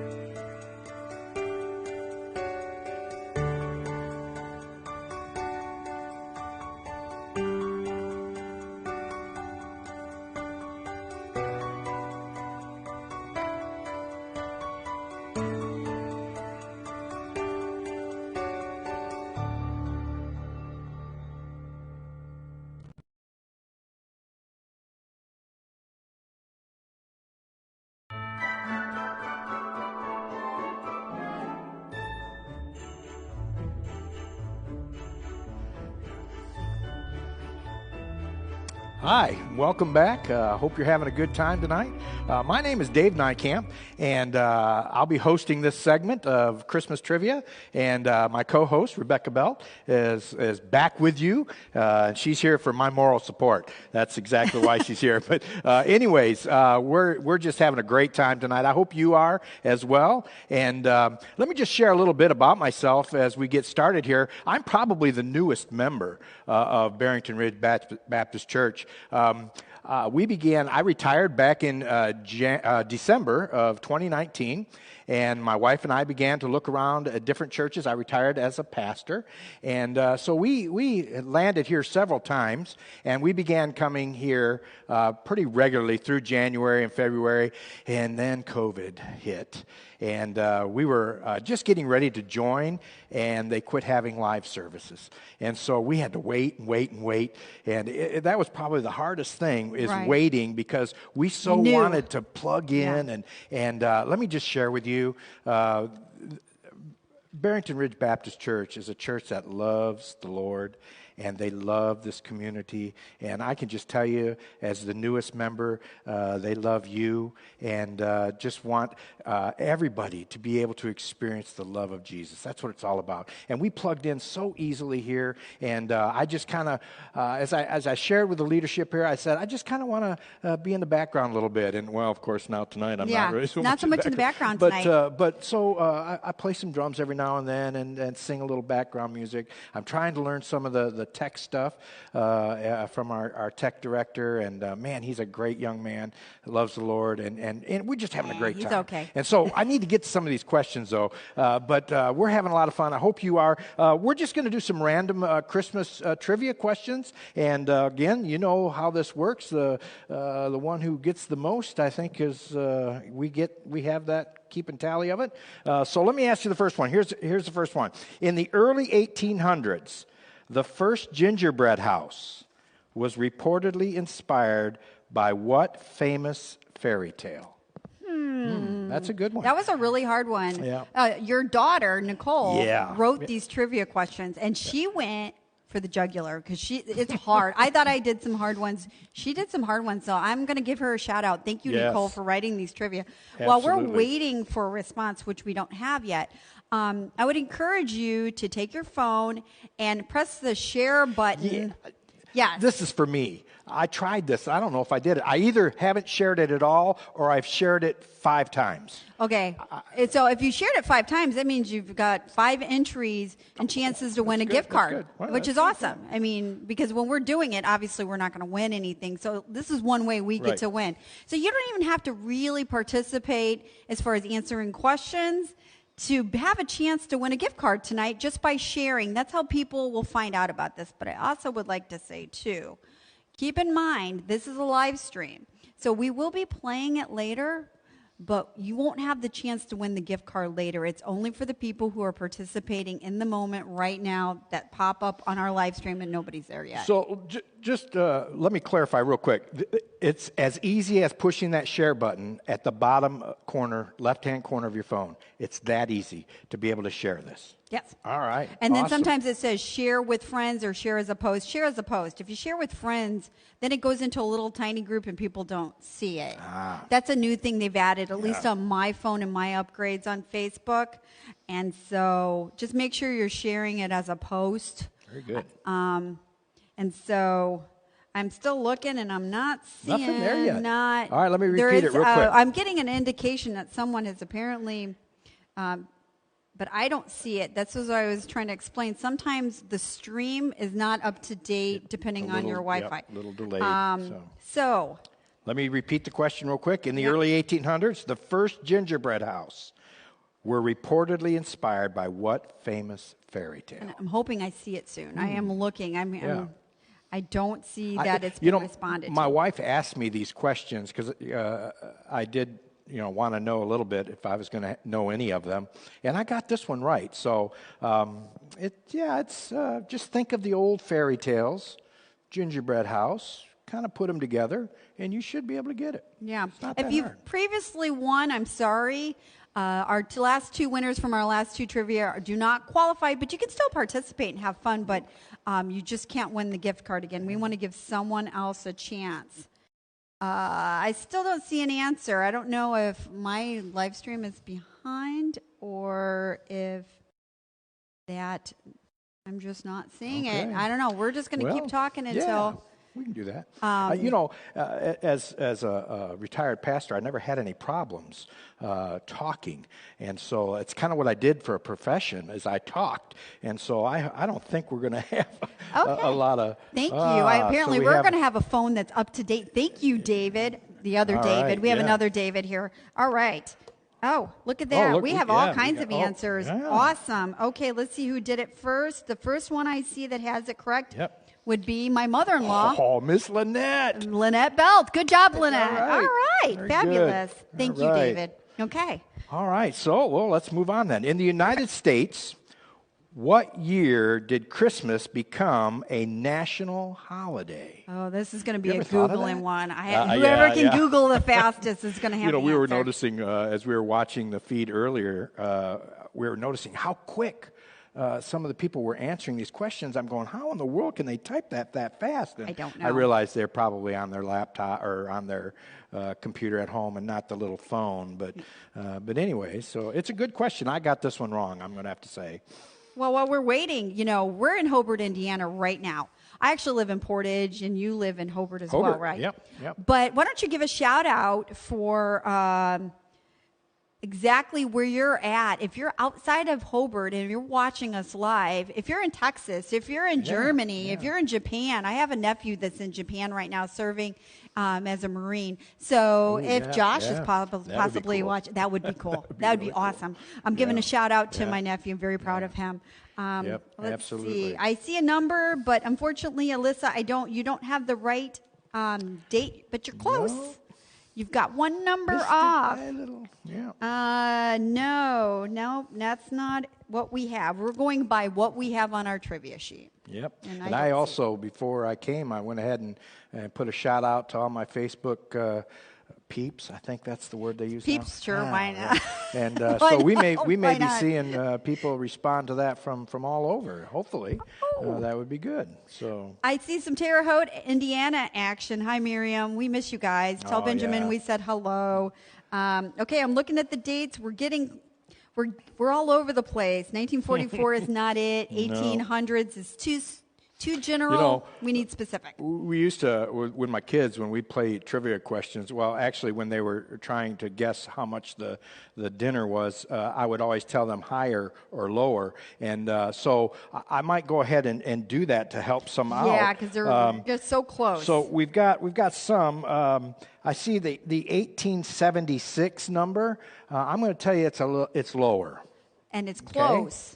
Okay? It's lower. But you're close, but no cigar. So now you're a little off. Yeah, a little bit. Anyways, so a little bit lower than 1876, not 1492. Oh, look at that. That's a good one. So there we go. We finally have got a winner. Alyssa is correct with 1870. Yeah, I don't know why. I thought it was much later than that as well. I did too. But it wasn't. 1870 is the right answer, and so we thank you for that. Next question is Dr. Seuss. We all love Dr. Seuss, right? I don't know how many times I read Dr. Seuss to my children as they were growing up, but Dr. Seuss wrote How the Grinch Stole Christmas. We've talked about that movie a few times already tonight. But what was Dr. Seuss's real name? Yes, I knew that because not everybody knows maybe this. Yeah. I am a media clerk, which means like a librarian, and I did know this one. So this is one of the three so far that I did know. Good job, Nicole, for making them super hard. So Dr. Seuss, pretty famous guy, kind of a little bit. I would say so. Tiny bit, maybe. Yeah. And we want his real name. Don't forget to share. Every time you're sharing, you're getting an opportunity to win a gift card. That's right. And I see our numbers are going up. So that's a good thing. Yeah. Maybe it's just our sparkling personality. Maybe that's what it is. I think that's what it is. I do. I'm going to think that. Yours anyways. Oh, I don't know about that. You can ask a lot of people. They probably disagree all right. with that. Oh, I think we do have a We winner. do. Lisa Hopkins, you are correct with Theodore Seuss Geis. Geise. That was Dr. Seuss's real name. And so, where was that? Lisa, again, is our winner on that one. Good job. Okay, so another question we have here is if children have been good in France, okay, who will leave treats in their shoes or slippers in France? That's a difficult one. That is tough. Yeah, I had to guess, and I was so far off. I gotta say though, I was so far off. in the Santa Claus, here's a hint: if you are the Santa Claus, like the Claus, Scott Calvin reference, he says this name actually at one point. He's naming all the different names you're for right. his Santa. He does. And that's the only reason Yeah. why I recognized Yeah. this name. So Topo Gigio. That wasn't. yeah, That wasn't a Santa name though. yeah, no, but he was giving out names, Yeah, and he he was. did Yep, reference yep, this he name. did. If that He helps did. you at all, Yeah. I don't know. So I'm just you can saying. either go and watch Santa Claus real quick, or maybe Google it. You know, that might be or just guess. But do you have any this coming is in a yet? classic. Not yet. So This is yeah, one of my yeah. favorites. Actually, I love the Santa Claus too. So even though, nope, it's not Saint Nick. It's a French name. I'll give you that. We don't Yeah, need all the yeah, little France, so, accents and yeah. all that on it either. If you just get close yeah. to Be this hard to- French name. Hear the accent on the phone, but Yeah, and call it, it'd be like looking up all the little Yeah, accents, and yeah. you don't have to do all that. We aren't going to be that particular. We've learned Yeah. not to be quite as particular. It's amazing, really, all the different traditions, you know, that That's true. around the world. Actually, our next question is another question similar to this one, and all the different traditions around the world and how they celebrate Christmas. And one of the traditions that we had in our home as our kids were growing up is, we got overwhelmed with having to buy all the Christmas presents and filling it. And I'm a Christmas guy. I love the presents and all of that. But we had four children. They're all adults now. But and it just got overwhelming. And so one of the parents of one of the friends of a school friend of our child, one of our children, said that they were give 3 gifts because that's how many Jesus received was 3 gifts. And so And by the way, that's gold, frankincense, and myrrh. yes, you're right. Look at that, that's I didn't trivia. give him gold. Yeah, you didn't give him frankincense or and- myrrh. No. But we did do that, and it's a tradition that kind of stuck in our family. And we also on Christmas morning we'd get up and we'd read this Christmas story of Scripture, and then we'd sing a Christmas hymn. And then we'd sing Happy Birthday to Jesus. Aw. And we still do that. My children are grown, and we still do that every year. And so traditions are great, as I believe, as long as we don't forget that we celebrate Christmas because of Jesus and what He's done for each of us. And so We're just how gonna- are we getting there? No? Oh, well, Oh, yeah, somebody we asked have to one. read- We have one. Sarah. Oh, there we go. Sarah.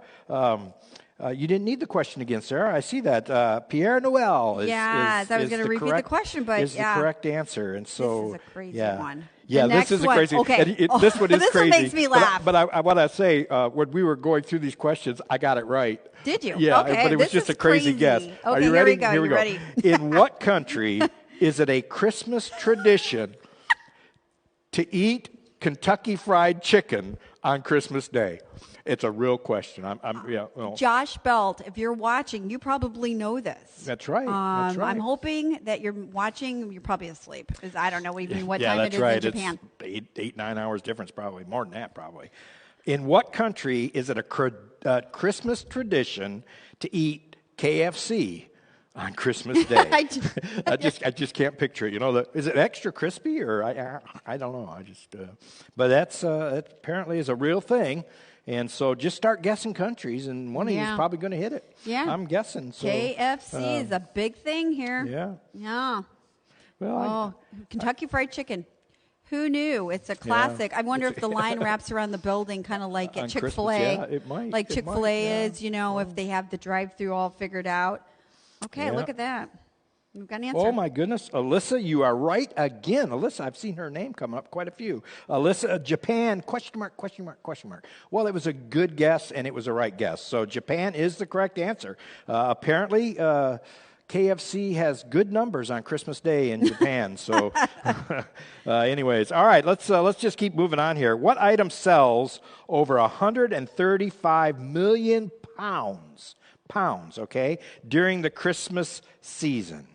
Now, I will share with you, this isn't something I normally think of as being in pounds. Yes, I think that's deceiving it's a little deceiving, bit. yeah. Yes, I agree. When I heard pounds, I was like, eh? It's something that's quite festive. Yeah, oh yeah. I can yeah, say that I I love have it. never had it before. Really? Never had it. My goodness, I love it. It just- My wife has to make sure we have I this don't know. item in our I don't home know. every Christmas. Yeah, it's Yep, not chocolate. so- That's a great guess. That is but a good that's guess, but not that's not it. That would have been probably my guess, Alyssa. Yep. 135 million pounds. No, Maddie, it's not candy canes. During Great the guess. Christmas And season. That's what your I guessed. mom needs to have you watch these movies. She just, when I walked back there, Yeah. Maddie Buckowitz, DJ Maddie Madness, she goes, I've never watched a lot of these movies. I'm like, Yeah, how? yeah. They're classics. I have classics. to. Yeah. I have to bring her to my family. If There you COVID go. wasn't going Yeah, on, I'd yeah, set her down yeah. and make her watch all these. Yeah. So. All right, So- how we doing? Nobody No? has it yet. All right. So think of more, instead of pounds, think of, Yeah, I don't know how to give it away and not give it away. yeah, it's not really, it's weight, but it's not a traditional thing you think of in weight. Yeah, it's not. We might I don't need know. to give my a wife little might drink. Be able to help us how the measurement would go per pound. I don't know. It's like 8 ounces per pound. Is that right? I don't know. Here we go. Something. Okay. Yeah. Yes. Kathy Martin. Brandsma, Hey, yeah. good job. Eggnog is the correct answer. So, again, these are some tough questions. And, again, I'm going to just shout out to my daughter, Nicole. She really wanted to be here tonight, and so unable to. But I'm really enjoying the questions. Yep, All right, good job. here's another one. In what year was the first documented use of candy canes? Someone just mentioned candy canes. In what year was the first documented use of candy canes for decorating Christmas trees? Did you know what the shape came from? Now, this is not to win. Do you know what the shape's supposed to be? A shepherd's hook. Yeah, and then somebody also said you turn it upside down.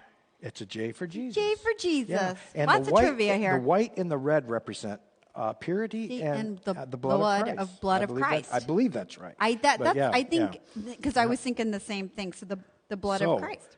What year did they start hanging those beloved candy canes on Christmas trees? And I will have to say that every year I buy way, way too many candy canes, and I never eat them all. And we always have a leftover amount of candy canes.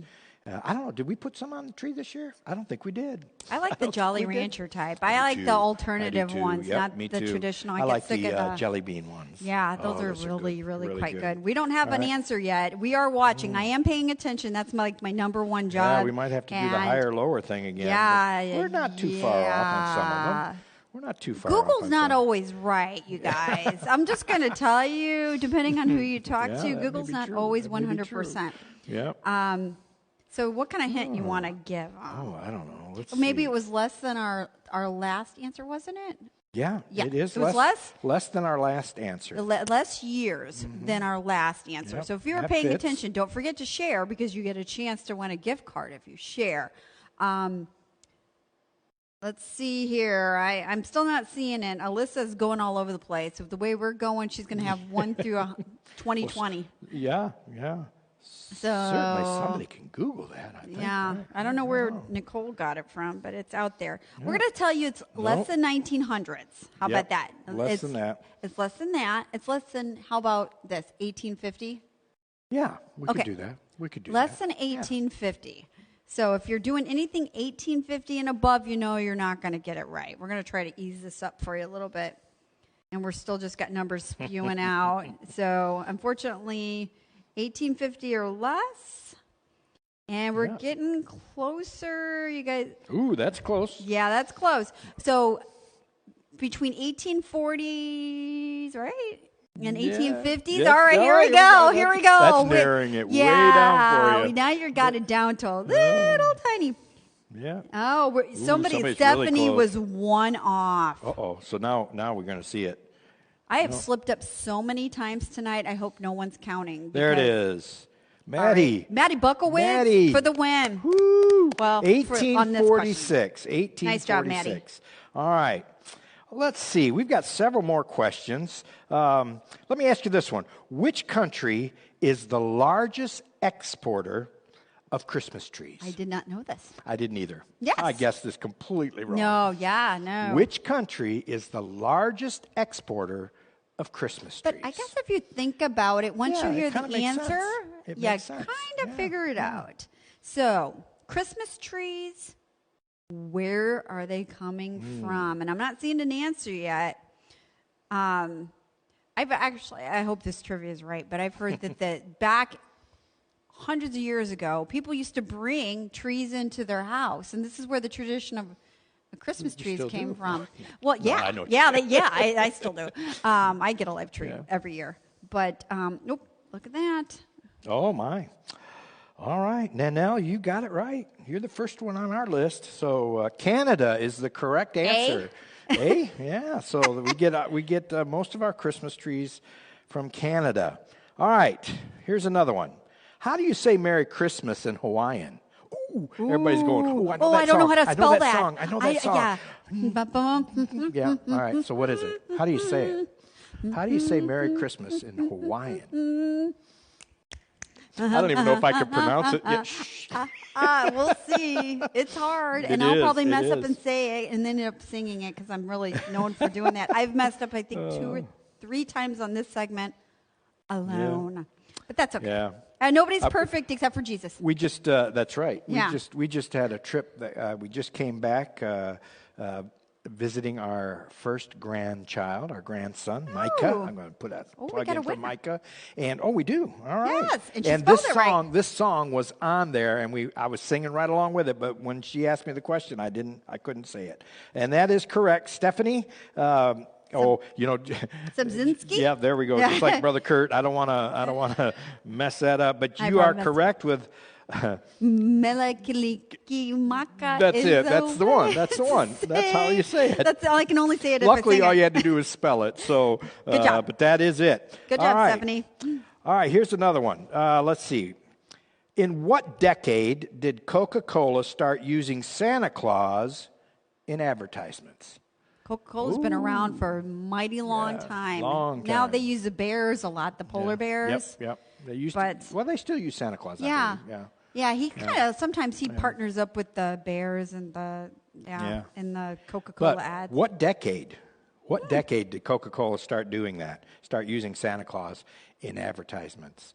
So, there we go. You got a little shout out on your My grandbaby. grandbaby, yeah. Which, yeah. Yeah, he's precious. Very, very precious. We are so blessed. So blessed. Nope.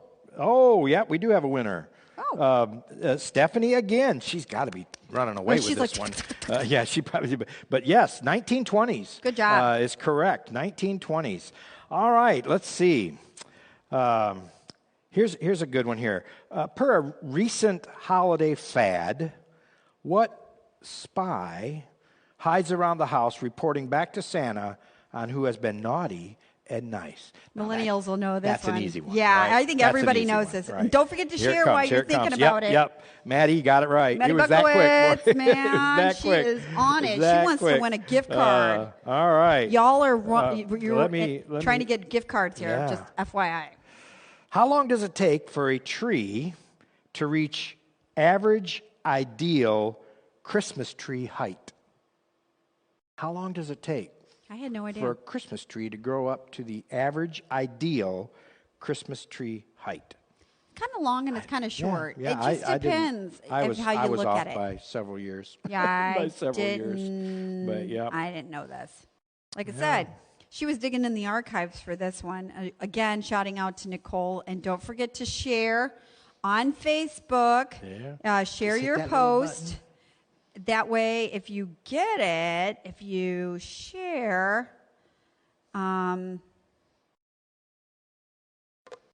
Anyways, Well- I was getting a message from the pastor, JJ. But don't forget They're to a share. little low. The numbers that are coming in are a little low, so we'll just give you that. But Yeah. we've got several tries. 7 years. We got close on we got one. Close. We got close on 6 one. years. There's one that's a little close, so I'm not going to give that one out yet. But Yeah. so But you got to think about it. It's got to be kind of doable so you can replenish it because we do go through a lot of them every year. 125 years? No. Lynette's I'll a little tell long. you, no. It's a little No, long. it's a maybe lot that was shorter maybe than that was a that. spell check thing. I don't know. Maybe. That would be a it's big Christmas tree. shorter. Yeah, a little bit shorter than that. A yeah. little bit. A little bit shorter than Just a that. tiny bit. Yeah. Think less than 20. There it is.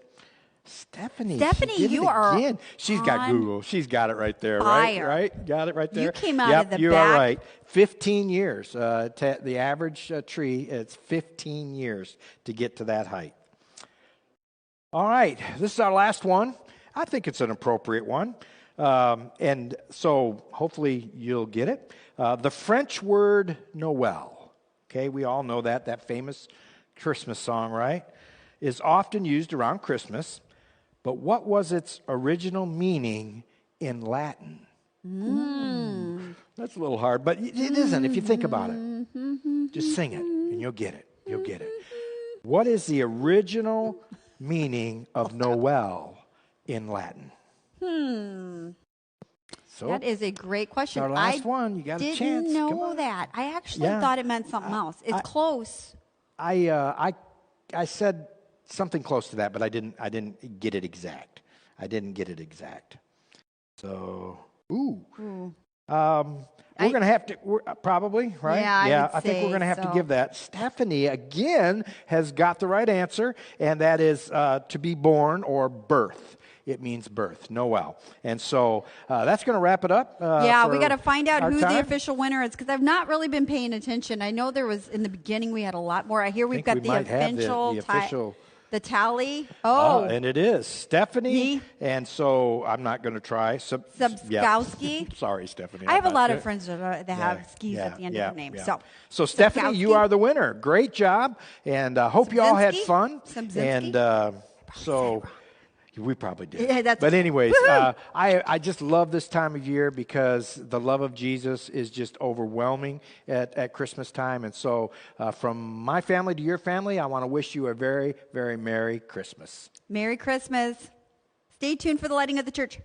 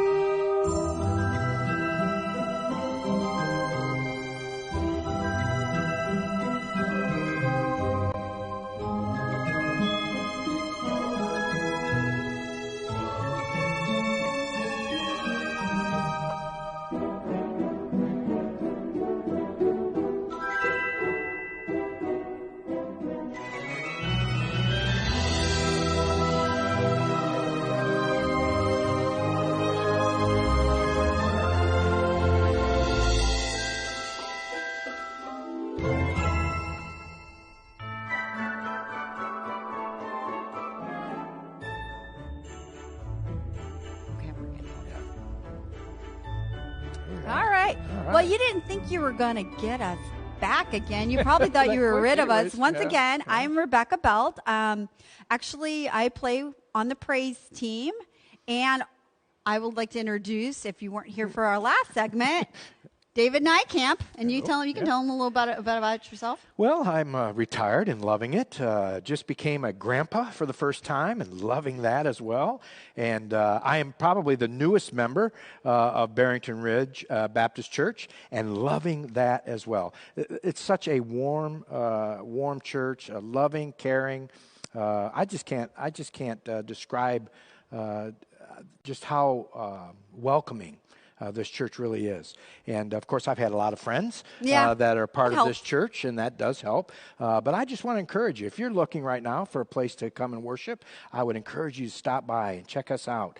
And because we worship Jesus here, and we have a great time. We have a great time doing it. Yes, we do. Yeah. Yes, we do. Well, just a little bit about our church. If for one, I'm going to remind you to share, because we're doing our countdown. We're going to be lighting up our church every year for the last, this is I think our third year.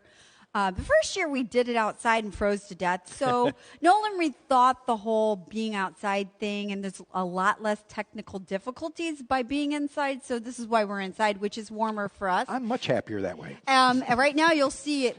A live version of our church, which is not lit up yet. Yeah. So we're in a countdown kind of mode, and our church is located in Hobart, Indiana, which is at the southernmost part of Lake Michigan. We're about 30, 40 minutes outside of Chicago proper. And we love Jesus. Absolutely. We are here to serve our community. Yeah. If you've listened to our live stream throughout the time, we've talked about how we're in the community, how we like to go on mission trips. We like to serve in our schools. We're vested in the people of this community by sharing all the blessings that God has given us. None of what we have is ours. It's the Lord's, and He's just letting us borrow it. Yep. So we like to give back, and we love people, and that's why we're giving out gift cards. There's no, we're not going to bug you. We're not getting your name so we can bother you later. We're not doing that. We love our community, and we want to give you things and show you how much we love you. And so once again, you can't win the gift card if you don't share. Have to share. You gotta it's share. that little button. It's real easy. Even for a boomer, it's just simple. Just push that share button. Yeah. And that'll put you in the running. Yeah. For that gift card. And I think the more times you do it, the better chance you have of winning a gift card, which I think is $30 through Amazon. Yeah. Our address, if you don't know where Barrington Ridge Church is 97 Bracken Parkway in Hobart. We're right across the street from St. Mary's. And it's funny, if you were in our last segment, we have a KFC not that far. Right across right, the yeah, we got parking lot. Shoop's and KFC across the parking lot. We're kind of known in the community for our Easter egg hunt. We're also known for our trunk or treat, which was huge awesome. This year. That was probably the greatest thing I've ever experienced. Yeah, it's amazing. And just loving our community and just seeing the thousands and thousands of cars. And the kids, as they came through, they were just so happy. And happy to be was, out. Yeah, it was great time. Great time. Yeah, well, there's so, as everybody knows, COVID has robbed us of so many things. And I was actually talking to someone today at my work, talking about this is like the devil's virus, I would say, because he's isolating people. And the more isolated you feel, the more alone you feel, and more depressed you feel, and negative thoughts creep in. And this is why I say it's kind of the devil's disease, because it is, the more isolated you feel, it's easier to succumb to sadness. And you know what? We have a lot to be happy about, even in the middle of this. One of the other great things about it, too, is, that may be true of what's going on here, but, again, I'm a retired pastor, so this is going to come out. The Bible tells us very clearly, Jesus said, I will never leave you or forsake you. So there's hope in Christ. Amen. And we may be experiencing some very difficult days, but there's hope in Christ. And that's what I love about Barrington Ridge. Man, they just share that hope and that love with everybody. And I can't wait for these lights. This is my first time, my first experience to see these lights, and I can't wait. I can't wait for them to light up and just continue to proclaim as you see this Christ. Live shot, right? Oh, now it's back to us. Yeah. Okay, well, we will be lighting up the church soon. We're waiting for our final countdown to the lighting up. And we have 5 minutes. I think 2 minutes. 2 minutes. Oh, Ooh, it's that's even exciting, better. yeah. That's even better. This is like New Year's. It really is. I Yeah, mean, yeah, I you're just can't waiting wait for to, the lights to to see come those on. lights come on. Yeah. And unfortunately, I'm going to have to see it on the screen. But Yeah. What's better? if you're near, you can drive by. And it's, right now, they're going to be turning those lights on. So If you don't know, when COVID hit, we actually turned our Christmas lights back on to show I that remember that. Christ Yep. and the church Yeah. is the light of the world. Light of the world. And he he is the light of the world. Absolutely. And so we are lighting up Hobart, Indiana, and our little spot here on Facebook. Yeah. A little spot in Hobart. What the greatest part about being part of Barrington Ridge is that the light doesn't stay here.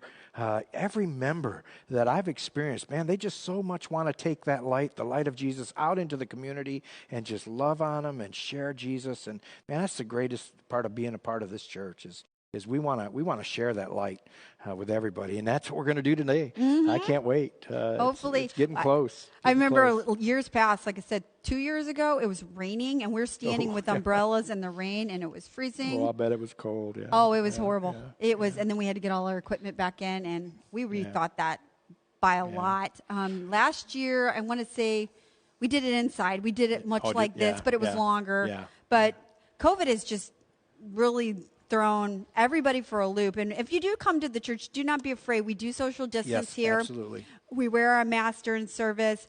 And we are very conscientious about having getting people ill. We are a large enough church to be able to separate from each other while we're in here and not distant and not congregate together in the vestibule. Right. How much longer did he say? I missed it. I did too. I didn't hear what he said. It's close. I know we're getting closer. We're getting to a I'm countdown. excited. So I have a feeling he'll go to the the shot. live feed comes soon, I know. so. Yeah.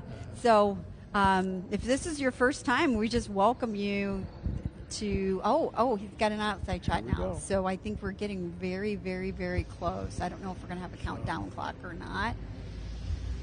Somebody's outside freezing right now doing this live shot. I have a feeling I know who it is. I think it's Maddie Madness Buckowitz. I have a feeling that I could be right about that. Yeah, that she's doing the live feed. So yeah, we appreciate she's a that. trooper. Oh, there we go. Oh my gosh, the lights went on.